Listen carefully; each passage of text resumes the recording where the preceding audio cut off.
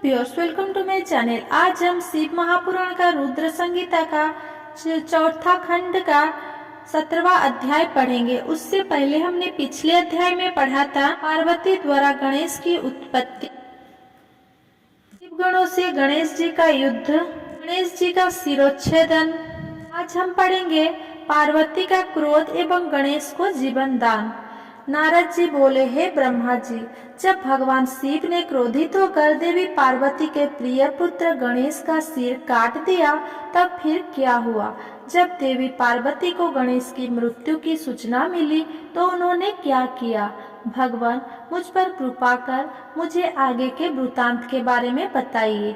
नारद जी के इस प्रकार प्रश्न करने पर ब्रह्मा जी मुस्कुराए और बोले, नारद, जैसे ही भगवान शिव ने क्रोधवश उस बालक का सिर काटकर उसे मौत के घाट उतारा, वैसे ही वहां खड़े सभी शिवगण की प्रसन्नता देखते ही बनती थी।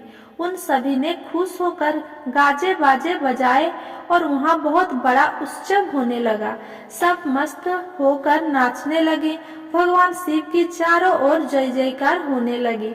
दूसरी ओर जब पार्वती स्नान कर चुकी तो उन्होंने अपनी सखी को बाहर भेजा कि वो गणेश को अंदर बुला ले, और जब वो बाहर गई तो उसने वहां का जो हाल देखा उसे देखकर भयभीत हो गई।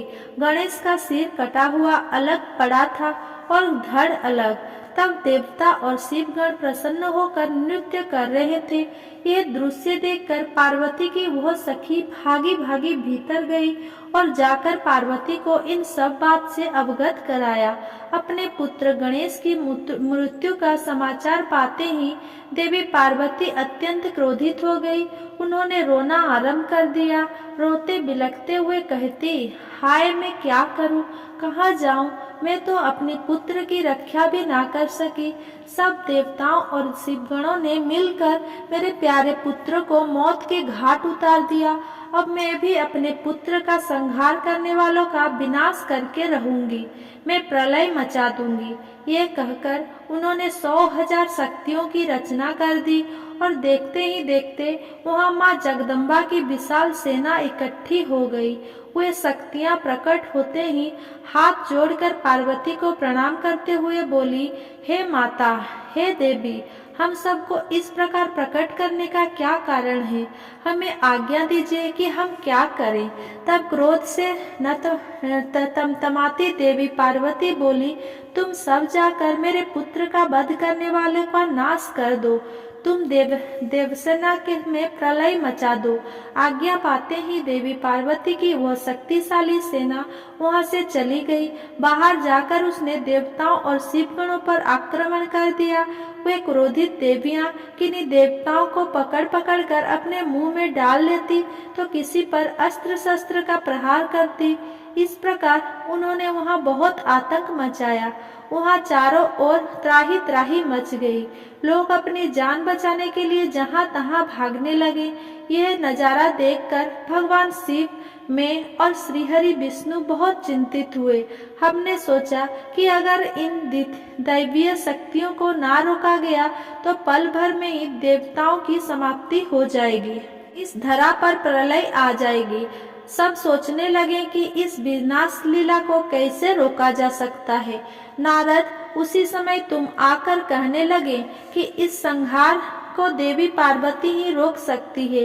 इसके लिए आवश्यक है कि उनकी स्तुति करके उन्हें प्रसन्न किया जाए और किसी भी तरह उनके क्रोध को शांत किया जाए। सभी देवताओं को तुम्हारा यह विचार बहुत पसंद आया, परंतु देवी पार्वती के गुस्से से सभी घबरा रहे थे। उनके सामने जाने का साहस किसी में भी नहीं था। सबने तुम्हें आगे कर दिया। हम सब पहल के भीतर पार्वती के पास गए।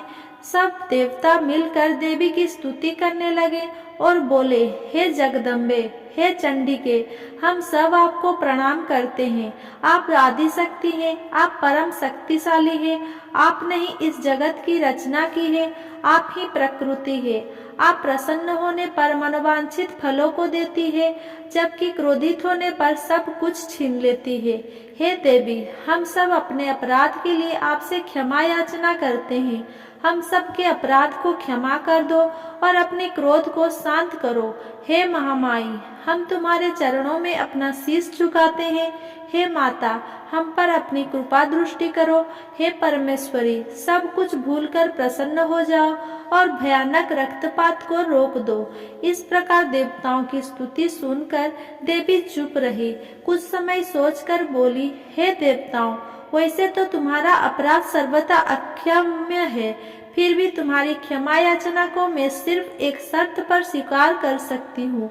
यदि मेरा पुत्र गणेश पहले की भांति जीवित हो जाए तो मैं तुम सबको क्षमा कर दूंगी। यह सुनकर सब देवता चुप हो गए, क्योंकि यह तो असंभव कार्य था। फिर सभी देवता हाथ जोड़कर करुणा अवस्था में भगवान शिव के सामने खड़े हो गए और बोले, भगवान, अब आप ही हमारी रक्षा कर सकते हैं। जिस प्रकार आपने गणेश का सिर काटकर उसे मारा है, उसी प्रकार अब उसे जीवित कर दीजिए। देवताओं को प्रार्थना सुनकर भगवान शिव बोले कि देवताओं, तुम परेशान मत हो, मैं वही कार्य करूंगा जिससे तुम्हारा मंगल हो। भगवान शिव ने देवताओं को आदेश दिया कि उत्तर दिशा में जाएं और जो भी पहला प्राणी मिले उसका सिर काट कर ले आओ। तब उसका सिर हम गणेश के धड़ से जोड़कर उसे जीवित कर देंगे। देवता उत्तर दिशा की ओर चल दिए। वहाँ सर्वप्रथम उन्हें एक दांत वाला हाथी मिला। वे उसका सिर काट कर ले आए।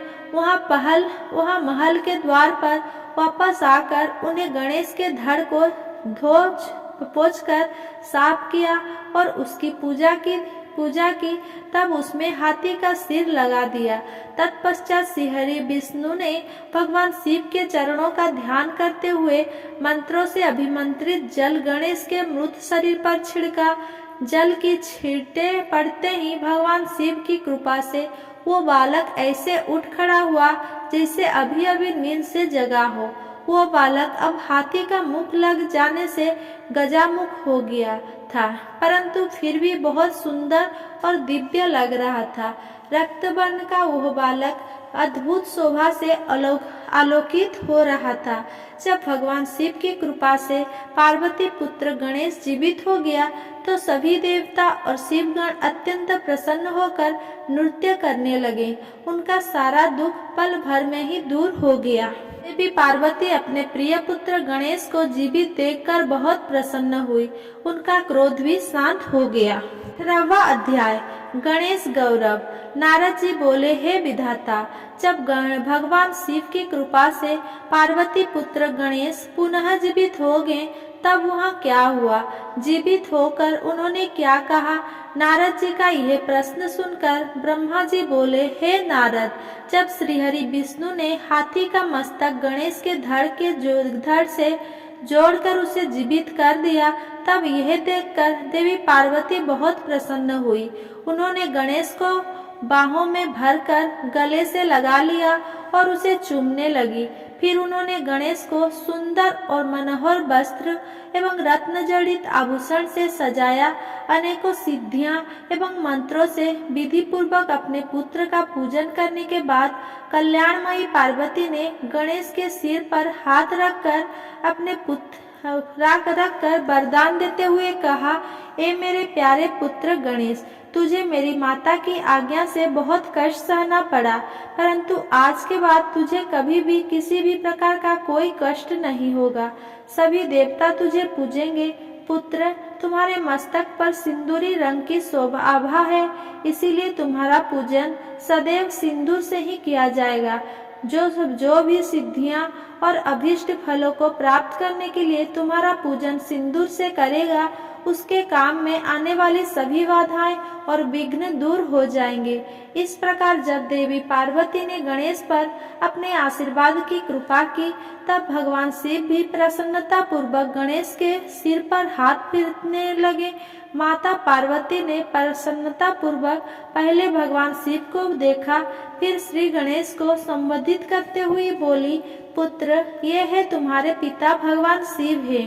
तब गणेश जी तुरंत उठ खड़े हुए और भगवान शिव के चरणों पर गिरकर अपने अपराध की क्षमा मांगने लगे। गणेश ने कहा, हे पिताजी, मैं अज्ञानतावश आपको पहचान नहीं सका, इसी कारण मैंने आपको घर के भीतर नहीं जाने दिया था। हे प्रभु, आप मेरी इस मूर्खता को कृपा करके क्षमा कर दें। अपने पुत्र गणेश को इस प्रकार क्षमा याचना करते देखकर भगवान शिव ने प्रसन्नता पूर्वक उन्हें क्षमा कर दिया। तब मैं, विष्णु जी और शिव जी त्रिदेवों ने कहा, जिस प्रकार इस संसार में हम तीनों देवों की पूजा होती है, उसी प्रकार गणेश भी सभी के द्वारा पूज्य होंगे। किसी भी मांगलिक कार्य में सर्वप्रथम गणेश का पूजन किया जाएगा, तत्पश्चात हम सबका। यदि ऐसा ना किया गया तो पूजा सफल नहीं मानी जाएगी तथा पूजा का फल भी नहीं मिलेगा। तब शिव जी ने सभी मांगलिक पूजन वस्तुएं मंगाकर गणेश का पूजन किया। उसके बाद मैंने, विष्णु जी, पार्वती और अन्य देवताओं ने भी उनकी विधि विधान से पूजा की। उसके उपरांत सभी देवताओं ने उन्हें यथासंभव वरदान प्रदान किए। उसी दिन से गणेश जी को अग्र पूजा का आशीर्वाद मिला। 20वां अध्याय, गणेश चतुर्थी व्रत का वर्णन। ब्रह्मा जी बोले, हे मुनिश्रेष्ठ नारद, इस प्रकार गणेश जी के जीवित होने पर सब और आनंद छा गया। सभी बहुत प्रसन्न थे। सभी देवताओं ने विभिन्न प्रकार के वरदान प्रदान कर रहे थे। तब ईश्वरों के ईश्वर महादेव जी भी गणेश पर अपनी अविशेष कृपा दृष्टि बनाकर बोले, हे गिरिजानंदन, तुम मेरे दूसरे पुत्र हो। तुम्हें ना पहचानने के कारण तुम्हारा यहाँ अपमान हुआ है, इसीलिए मेरे भक्तों ने तुम पर आक्रमण किया, परंतु आज से कोई भी तुम्हारा विरोध नहीं करेगा। तुम सभी के पूजनीय और वंदनीय होगे। तुम साक्षात जगदम्बा के तेज से उत्पन्न होने के कारण परम तेजस्वी और पराक्रमी हो। तुम्हारी वीरता और साहस का लोहा इस संसार में हर प्राणी मानेगा। आज से तुम मेरे सभी शिवगणों के अध्यक्ष हो। ये सभी तुम्हारे आदेश का ही पालन करेंगे। आज से तुम गणपति नाम से भी जाने जाओगे। ये कहकर सर्वेश्वर भगवान शिव 2 पल के लिए मौन हुए, फिर बोले, हे गणपति, तुम्हारा जन्म भाद्रपद मास के कृष्ण पक्ष की चतुर्थी तिथि को देवी पार्वती के निर्मल हृदय से चंद्रमा के उदय के समय हुआ है। इसीलिए आज से इस दिन जो भी पूरी भक्ति भावना से तुम्हारा स्मरण करके व्रत करेगा, उसे समस्त सुखों की प्राप्ति होगी। मार्गशीर्ष मास के कृष्ण पक्ष की चतुर्थी के दिन सुबह स्नान करके व्रत रखें। धातु, मूंगे या मिट्टी की मूर्ति बनाकर उसकी प्रतिष्ठा करें। तत्पश्चात मूर्ति की दिव्य गंधों, चंदन एवं सुगंधित फूलों से पूजा करें। रात्रि में 12 अंगुल लंबी 3 गांठ वाली 101 दुर्वाएं से पूजन करना चाहिए। उसके बाद धूप, दीप, नैवेद्य, तांबूल, अर्घ्य देकर गणेश जी की पूजा करें। बाद में बाल चंद्रमा का पूजन करें। फिर ब्राह्मणों को उत्तम भोजन कराएं। स्वयं बिना नमक का ही खाना खाएं। इस प्रकार इस उत्तम गणेश चतुर्थी का व्रत को करें। जब व्रत करते करते 1 वर्ष पूरा हो जाए, तब भक्ति भावना से इस व्रत का उद्यापना करना चाहिए। उद्यापना में 12 ब्राह्मणों को भोजन कराएं। व्रत का उद्यापन करते समय पहले से स्थापित कलश के ऊपर गणेश की मूर्ति रखें। वेदी तैयार कर उस पर अष्टदल कमल बनाकर हवन करें। तत्पश्चात मूर्ति के सामने 2 स्त्रियों और 2 बालकों को बिठाकर उनकी विधि विधान से पूजा करें। फिर उन्हें आदर पूर्वक भोजन कराएं। पूरी रात उनका भक्ति भाव से जागरण करें। सुबह होने पर गणेश जी का पुनः पूजन करें। पूजन करने के पश्चात उनका विसर्जन कर दें। फिर बालकों से का आशीर्वाद लेकर उनसे स्वस्ति वाचक कराएं और व्रत को पूर्ण करने हेतु श्री गणेश को पुष्प अर्पित करें। तत्पश्चात भक्तिभाव से दोनों हाथ जोड़कर उन्हें नमस्कार करें।